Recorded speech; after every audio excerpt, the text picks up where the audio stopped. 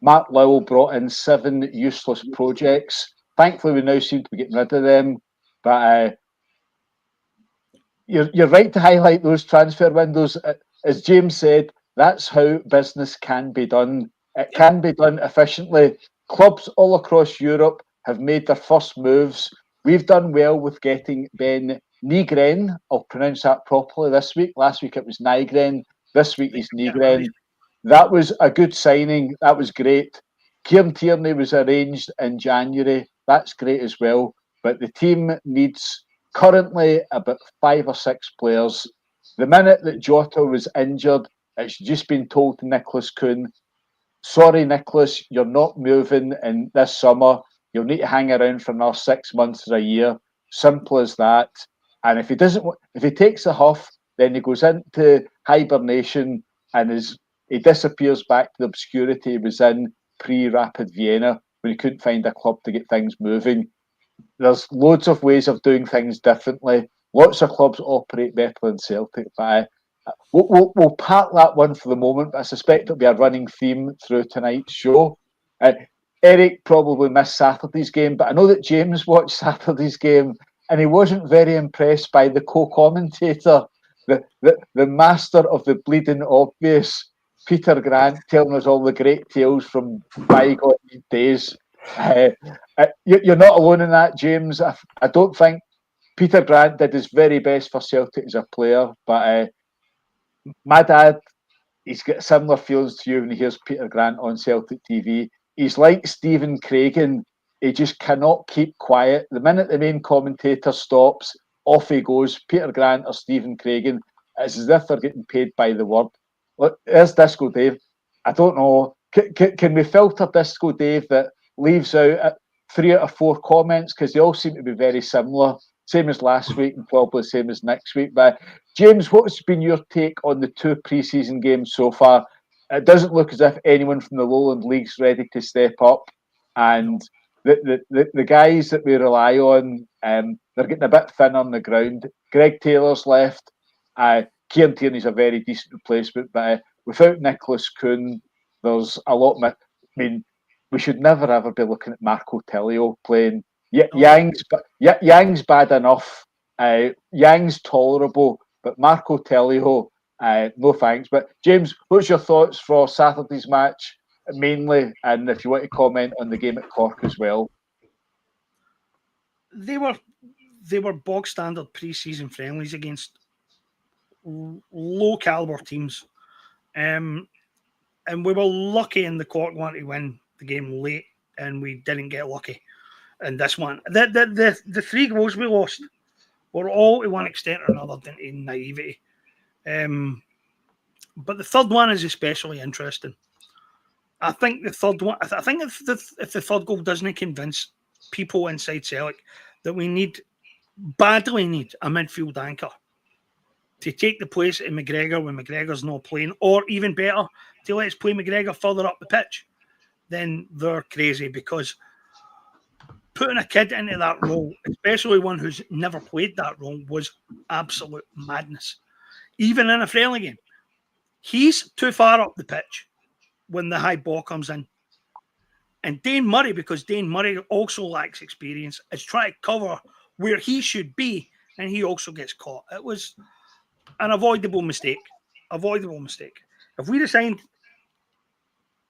a half-decent, ball-winning midfield anchor, that would never have happened. We could have took McGregor off and put that guy on, and he would have held his position and known what to do. The kids don't know what to do. They've been playing in the Lowland League. We can't hold it against them. Some of these players might be really talented, right?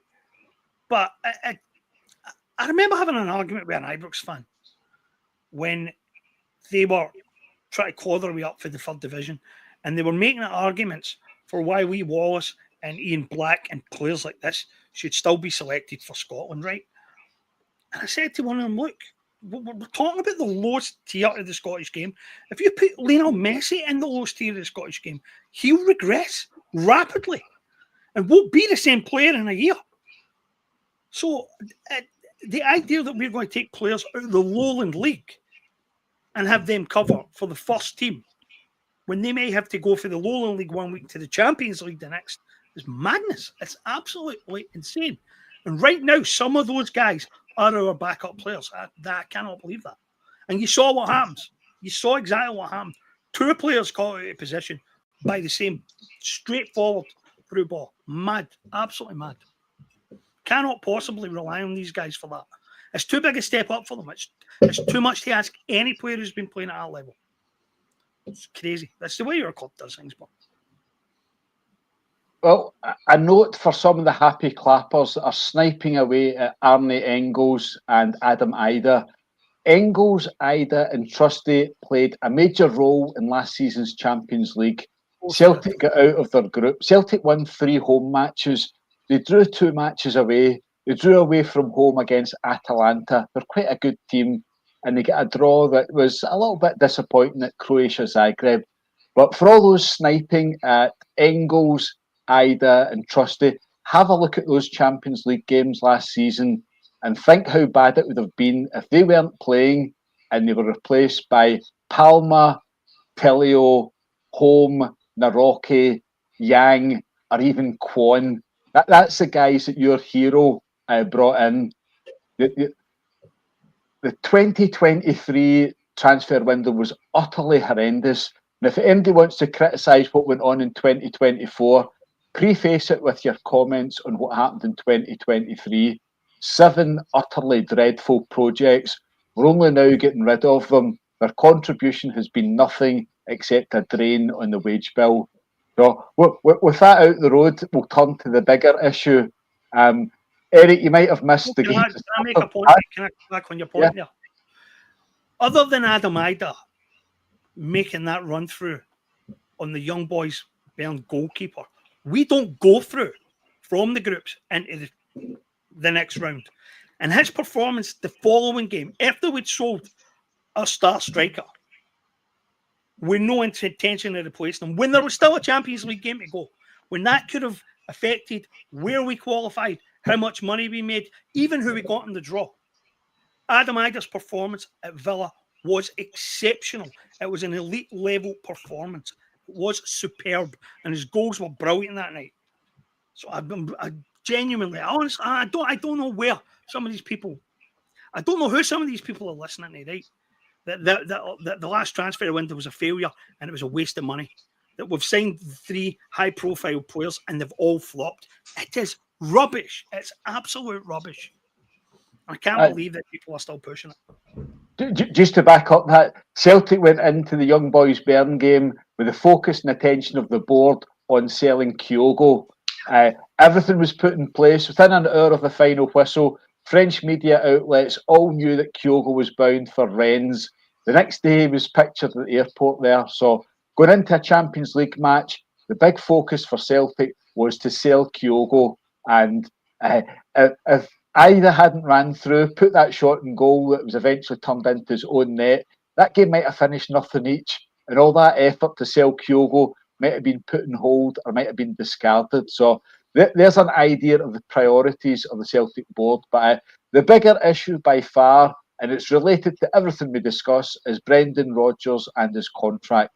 Brendan Rodgers is far from perfect, but he's a hell of a lot better than anything else at Celtic Park. He's a hell of a lot better than who the next manager at Celtic will be whenever that happens. Brendan Rodgers will not struggle to find another good job, a good opportunity, a good salary. And we have him at this minute, but there seems to be no effort to accommodate what the manager's looking for. On Saturday, after the match, he was talking about people behind the scenes. He thinks, that's very important, the word thinks, he thinks that the people behind the scenes are working very hard to bring players in. It's quite a common theme for Rodgers. He won't come out and criticise, but he'll drop that comment that he thinks people behind the scenes are working hard to bring. I don't think James was best pleased with that comment that appeared there. Right, people and sit back, motherfucker. We're the 3 people who don't sit back. Yeah, Every single day, we put our opinions forth. It's very difficult to protest, to show your anger, but I have to commend the people that replied to the tweet today by Celtic for Newcastle United tickets. There's some absolutely hilarious answers in there. So it's £25 a ticket. I saw one guy offer £3 a ticket. That's the Celtic way of doing things. If the price tag is £25, offer £3, try and negotiate, and you get told to forget it, just walk away. So I would recommend that. It's decent therapy, and you can add your comments in here about your unhappiness, but to get it slightly direct to the club, I suspect our social media content's going to turn not very pleasant, not very supportive, but have a look at that tweet offering the £25 tickets. I think you can buy them by the thousand if you wish. But Eric, finally, what's your thoughts on the state of play with Brendan Rodgers' contract? He has spoken about it, but it's the most non-committal answer, the most neutral answer possible, and it's a question that's going to crop up continuously. We know Celtic don't comment about anything. It's unlikely to hear anything about the manager. So where do you think we stand in this delicate situation?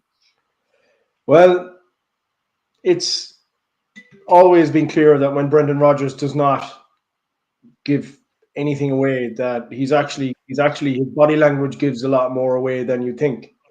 And at this moment in time, he's keeping his cards very close to his chest because he's biding his time to wait and see what happens. I think to be quite honest, Brendan Rodgers is playing a waiting game, and that waiting game revolves around trying to see what this board is going to do, whether they're going to react to his requests when it comes to the players that he requires.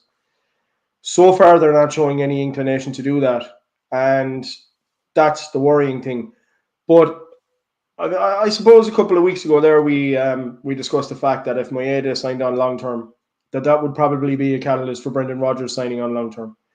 Yet there is no movement on Maeda's contract, let alone Brendan Rodgers' contract. So we have a situation where I feel at this point in time, Brendan Rodgers is playing the long game. He's waiting to see what happens. But the long game, I wouldn't say long game, but just he's waiting to see what happens in the run-up to the end of this transfer window and whether or not he'll be backed. If he's not backed, and if he has to push really hard for what he wants and he doesn't get what he wants, that's going to make his mind up very easily for him. He's not going to have to think very hard about staying, because we have to face reality here. Right at this moment in time, we are going into a Champions League qualifier weaker than we left off this season.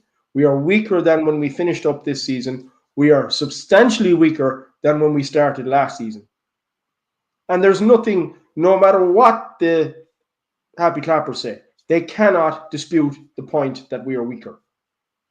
And that's the issue at hand here. We're heading into a Champions League qualifier where the manager now has one hand tied behind his back because he does not have an adequate squad to face into that qualifier as far as I'm concerned.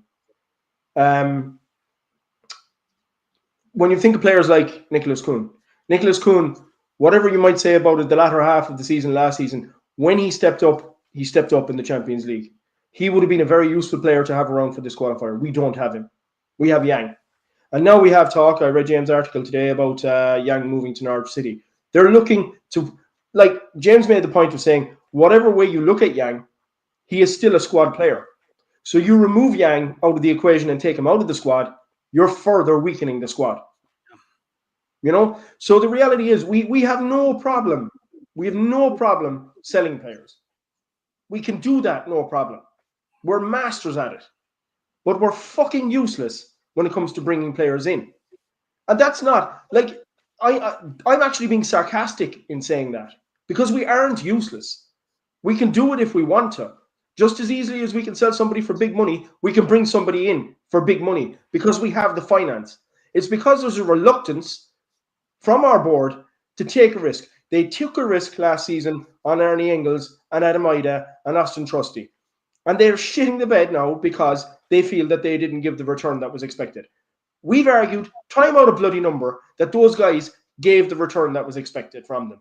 They would not have 40 million quid in the bank, in the coffers, if those guys had not played the games that they did in the Champions League. And you can, whatever way you want to argue that point, you can. But the fact of the matter is, only for those three guys, we would not have qualified for the knockout stages of the Champions League. because of the parts that they played.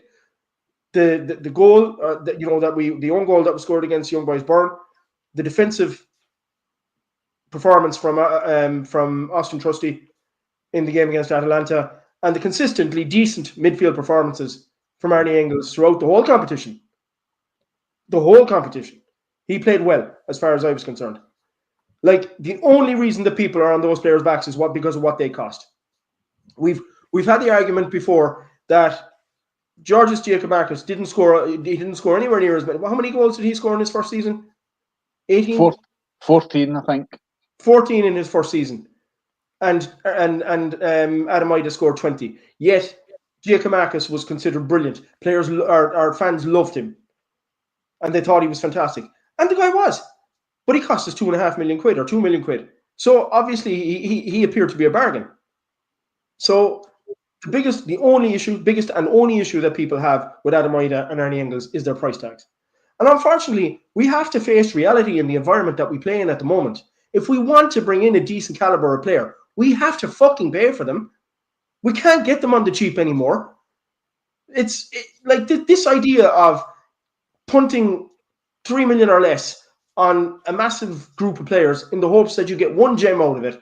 Like 2023 proved we got 9 out of 10. Wrong. Totally wrong. And now we're 6 players almost into this window where we will not have spent any more than 3 million quid. And what's the end result going to be there? We don't know. We haven't got a clue because that is gambling. We're playing Russian fucking roulette. And you see, the problem with playing Russian roulette over and over again, guys, is eventually the one bullet in the chamber will line up with the fucking barrel and you'll blow your head off. That's what happens. And that's what this board are doing. They're playing Russian roulette with the season coming up. They're playing Russian roulette with the Champions League qualifier, right? We fail in our ambition to qualify for Europe this season. If that does not get fans angry, I don't know what will. If we enter into the season and the Ibrox club are neck and neck with us and we lose at Ibrox, if that does not rile up the fans and get them going, I don't know what will. I am getting to the point where I believe that the only thing that will stir our fans into action to take up, against this board and actually speak out, and I don't mean run them out of town, I mean demand what we think is fair. Just what we think is fair. The only thing that will push our fans into doing that is if we lose a title, if we concede a title to the team across the city. If that happens, then hell hath no fury, I reckon, when it comes to our fan base.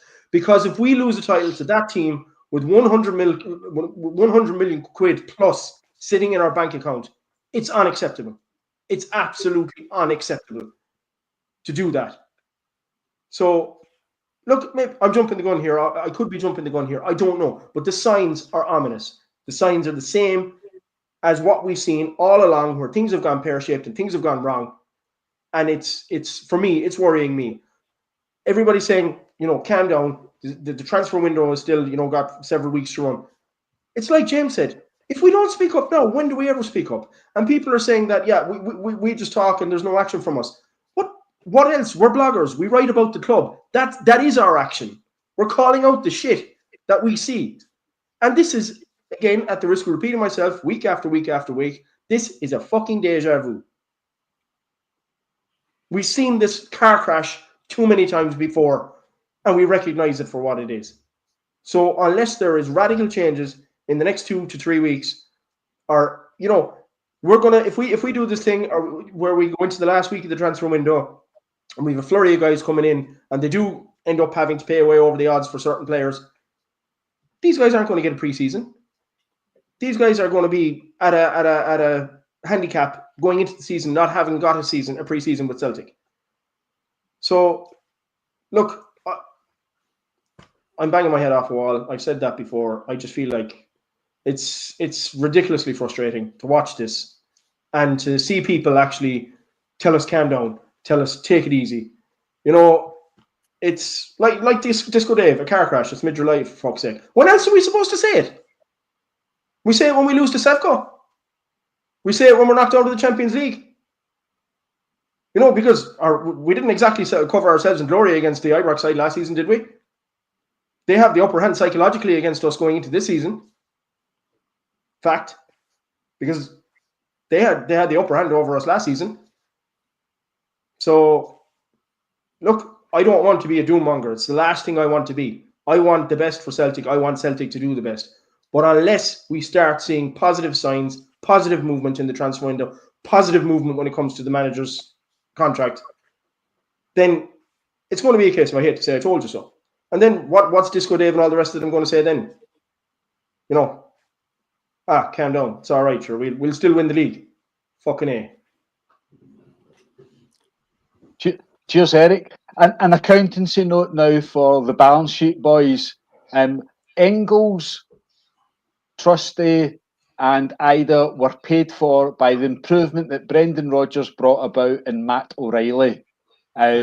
Start of last season, if you recall, Kyogo got a shoulder injury away to Hibs in the that was a league match before the League Cup match. So second league match of the season, our one and only striker popped his shoulder, and that prompted the board into getting a move on and paying over the odds for Adam Ida.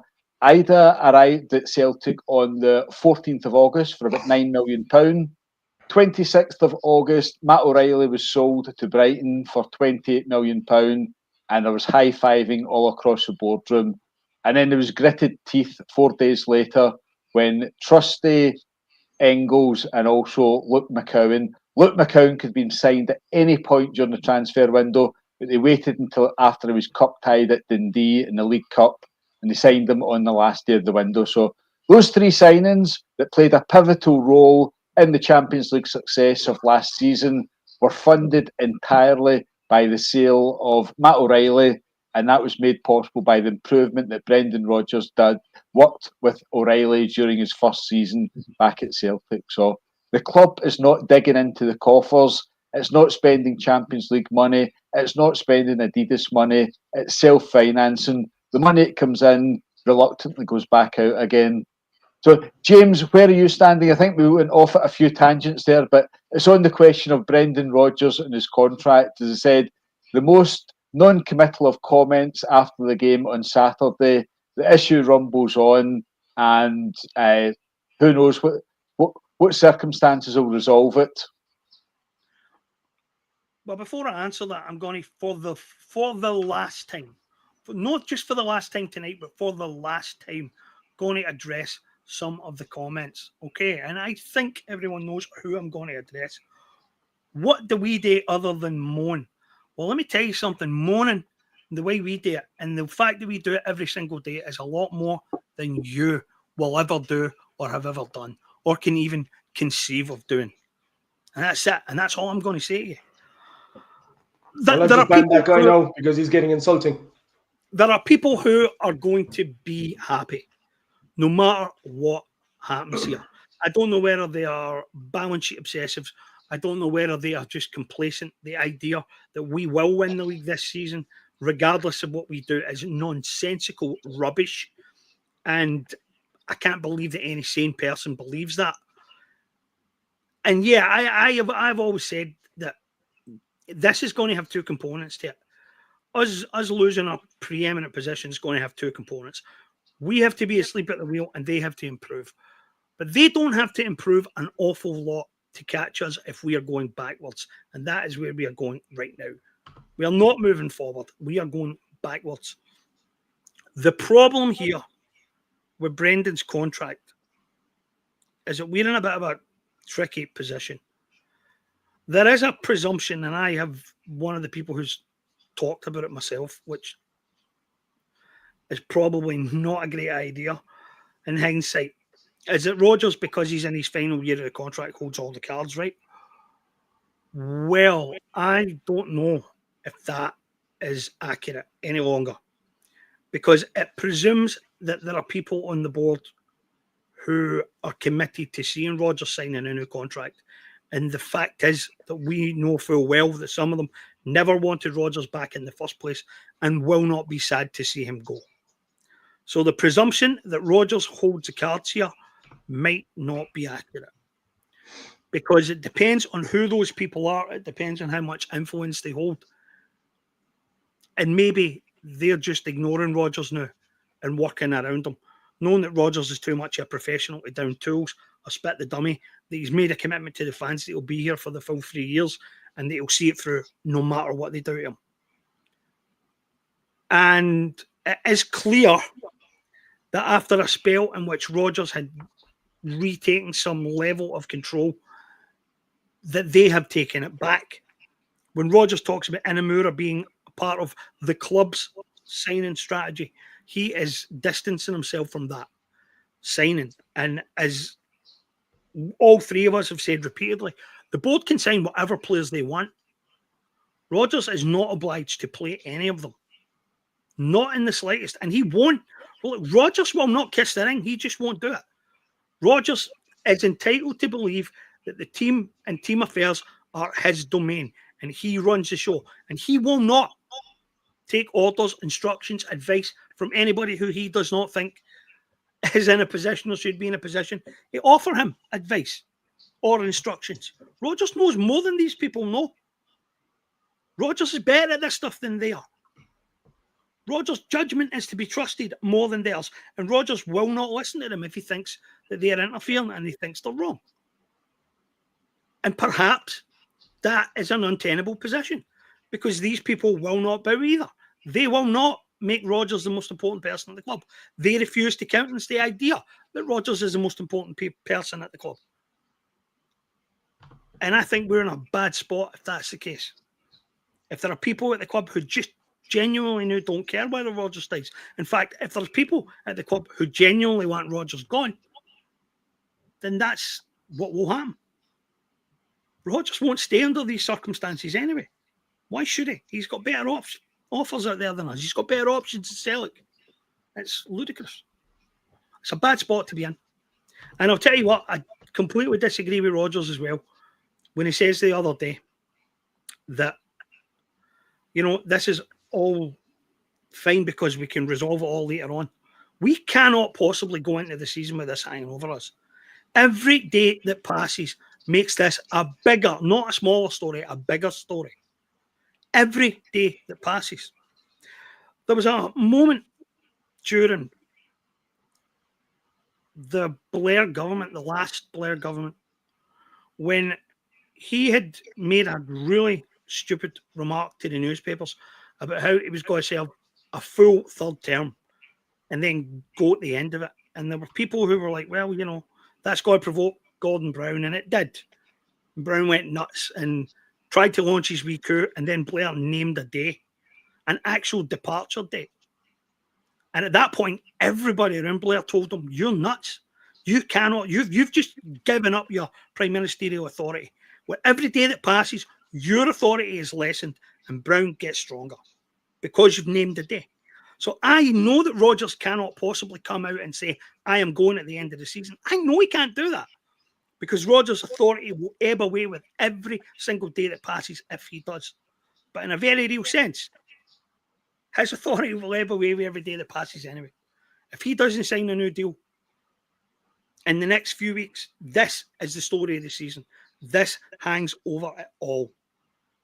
And I don't know how he can think that it will be otherwise. The newspapers will be writing about nothing else.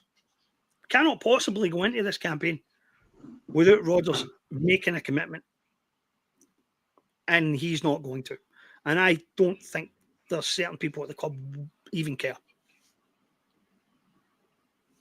Full agreement there, James. As someone that goes to the AGMs, there's only one face that ever changes at the AGM, and that's the manager.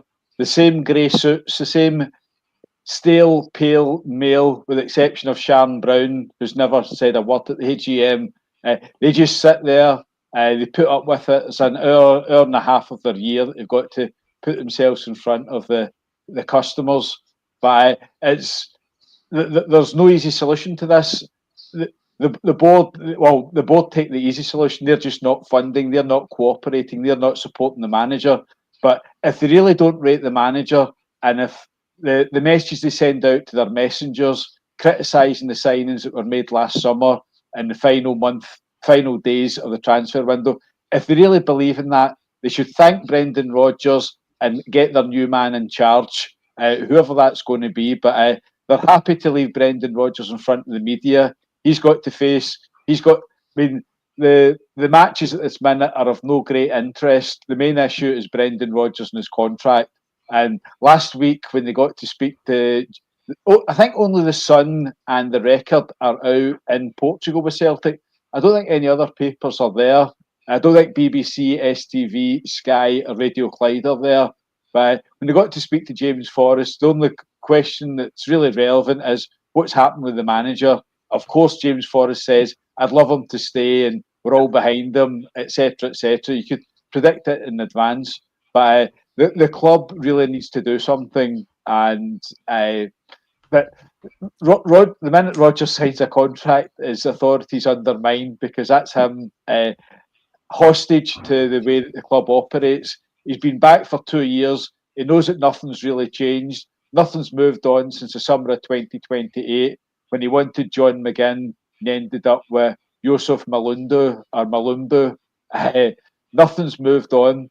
So, Eric, what can you look forward to in the next week? We've got a game against Sporting Lisbon on Wednesday, and then we've got a game with Newcastle on Saturday.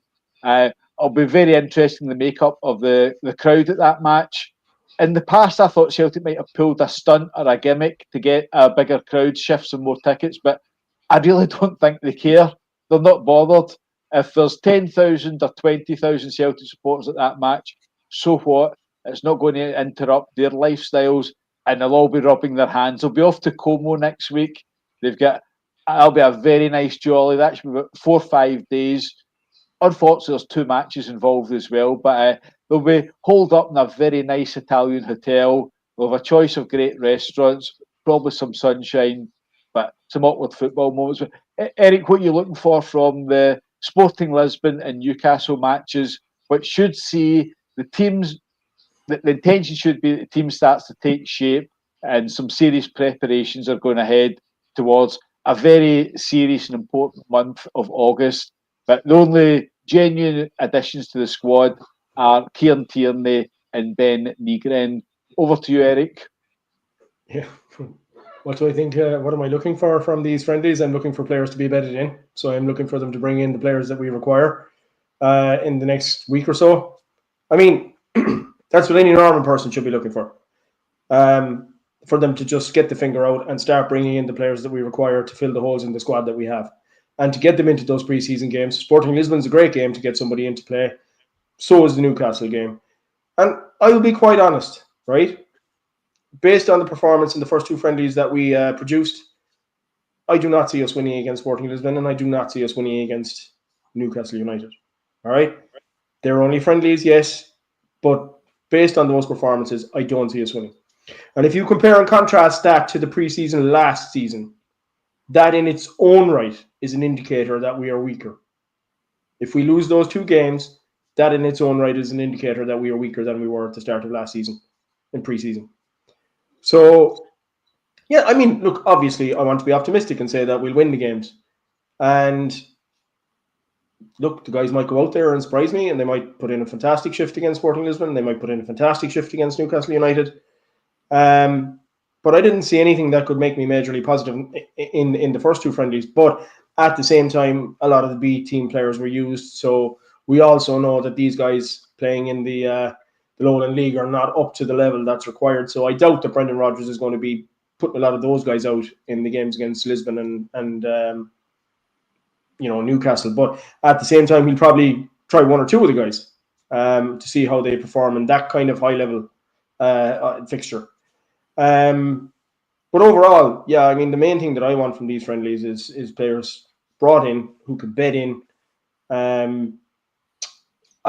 I personally believe we've shot ourselves in the foot with Michel-Ange Balikwisha because of the comments of Marco Overmars, that we're now going to have to pay over the odds, of what they were looking for based on the way we've been carrying on. So it's, I can't wrap my head around this, doing this again, lowballing teams, when Celtic themselves won't accept being lowballed when it comes to our players. But we have no issue with doing it. For weeks what the fee was, and the player agreed terms, and everything was ready to go. And then we sold Nicholas Kuhn, and everybody knows we're desperate, and everybody knows we badly need to replace him. quickly. And so, of course, they're going to stick £1 million on the transfer fee. Of course they are. I would, you would, anybody with any sense would. Yeah, especially when we're as cash rich as we are. You know? Mark Overmars is trying to bump up the price. Why should he not bump up the price? We're the ones who failed to get the deal done until we sold our right-sided midfielder. And now we're desperate, and now we need to sign somebody. Of course he put £1 million, £2 million on the price tag. Any sensible person would have done it. But any sensible club would never have let it happen. Would never have let James, we'd have signed the player before we let the other player go. Yeah, just any sensible club wouldn't behave like this. Nonsense.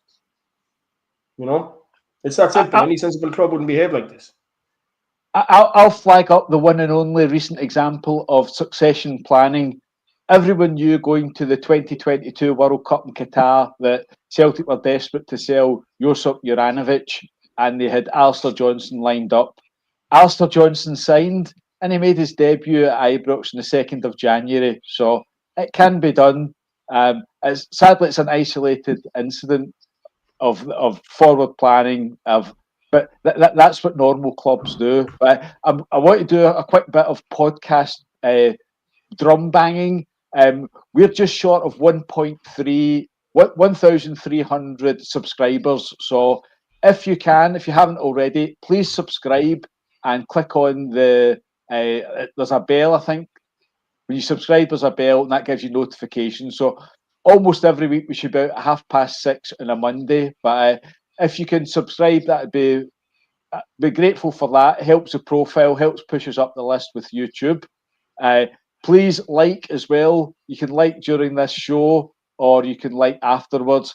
If there's a lot of comments going on during the course of the show, if you can come back and add some comments later on, it should be up on YouTube. You should be able to add comments within an hour or so. So that's a drum banging for the podcast. So James, look forward. I'm saying looking forward. I'm not sure we are, but I suspect Sporting Lisbon have got a very specific purpose for the game against Celtic. There's things they'll want to be doing in that. I'm very certain that Eddie Howe has got some plans for the game on Saturday. And on that, Eddie Howe was never in contention to be the Celtic manager. When he resigned at Bournemouth in August 2020, he was taking a year out of football. He wasn't coming back to Celtic. He wasn't coming up to rebuild Celtic, a club with no infrastructure, in February, March, April 2021, when there was a changeover of CEO, all sorts of chaos going on. So folk can boo Eddie Howe and call Eddie Howe whatever he likes. He'll not particularly bother. It was never coming to Celtic. But Sporting Lisbon will have a plan for their game on Wednesday. Newcastle will have a plan for their game on Saturday. What are you expecting and what are you hoping for from Celtic in those two pre-season friendlies? I'll be on holiday. I'll be too drunk to care. But I've got to be quite honest. Of course, I'll be there, and I'll be in the pub and I'll be watching it. But I've got to be quite honest. Part of me hopes it's a complete shit show. It's a pre-season friendly, and it means nothing. So if we're going to learn a lesson, and a proper, hard, horrible lesson, I would rather it happen here than in the Champions League. So, maybe we need a lesson. Maybe we need to get absolutely done. And then maybe some people will take the blinkers off. And suddenly you'll have people on the forums screaming that we should be signing this guy and signing that guy, or at least going out and signing somebody. A lot of people seem very relaxed about where we are right now, very nonchalant about it. Maybe we need to just get absolutely hammered in one of these games and send a clear message so people recognise that we cannot possibly go into the Champions League this ill-equipped. So that's how I feel about it. That was unusually brief from you, James. Not much Mendy said. Yeah, we're sort of going round in circles, but we all know this is what happens to you, Joe. Yeah, we all know the issues. It's the same issues as if we had a podcast this time last year, we'd be saying exactly the same. And even then, we had the guarantee of Champions League group football. There really ought to be a bit more emphasis and interest in getting the squad up to scratch as quick as possible, because just like Sporting have a plan on Wednesday, Newcastle have a plan on Saturday, the club that we faced at Champions League playoff they'll have been planning well in advance to reach this stage, and they'll be giving it absolutely everything. And I don't think they'll be particularly fearful of playing Celtic unless things change drastically. They'll see a club that did well last season and has been seriously weakened. There's a question mark over the future of the manager. It really is a perfect. If you're going to draw Celtic in a playoff, then it really is this season. That's when you want it to happen. We're the fifth ranked team of the seeds. So the other four seeded teams in the draw have got better recent European records than we have. But I'll pass over to Eric to send us off. So you're back from sort of a week's vacation, maybe only looking at Celtic for 50% of your waking hours. Yeah. Where can we be next Monday when we come back on? What's going to cheer us up? What's going to happen that's going to put Celtic in a better place, and we can have a glass half full rather than half empty? Well, first of all, I just want to make one point that we had record numbers on the live stream tonight. I think we hit 205 at one point, which is brilliant because that's the strongest we've had so far. So again, our popularity seems to be growing and growing. Despite some of the naysayers and guys who are giving us a hard time in the comments, they obviously come on here because they're interested in what we have to say. I'm grateful for every single one of them, by the way. Every single one of them who comes on and interacts with us every single week. And I might get snippy and I might get pissed off, but I am grateful for every one of them. As am I. I mean, look, we have to debate these things. We have to talk about them. And there's no two ways about it. The three of us are set in our ways when it comes to how we feel about the board. And nothing, no matter what these guys say, is going to change that. So they can argue with us all wrong or all they want. It won't change the way that we feel about this situation. And we'll keep hammering away at it. So that's the reality. But what's that? That's how we show the love. Yeah, it is. We absolutely do love and adore this club. We just want the best for it. And we just feel that this board does not want the same. And that's why we call it out. They love the balance sheet more than they love the footballing operation. And that is crystal clear. But with regards to where do I expect us to be next Monday, Joe? Look, in a positive, flowery, lovey-dovey world, we'll have won against Sporting Lisbon. We'll have 2 to 3 players in the door. We'll be all gobsmacked and blown away at the fact that these 3 players were landed. And if whoever, yeah, Inamura hat trick. I suppose one thing positive we could say. I mean, Shin Yamada, he could be a possibly decent signing if we get that over the line. It's interesting that we're going back to the Japanese market, but if he comes in and he has the same work rate as the majority of the Japanese players that have come in and shows what those guys have shown, I think it's a worthwhile investment. 1.5 million isn't going to break the bank. The investment that we made in all of the previous Japanese players we've got has paid off for us. So I'm not gonna hold the board to the fire for that one. But it's hard to be optimistic at the moment when you're just seeing the same stuff being repeated over and over again.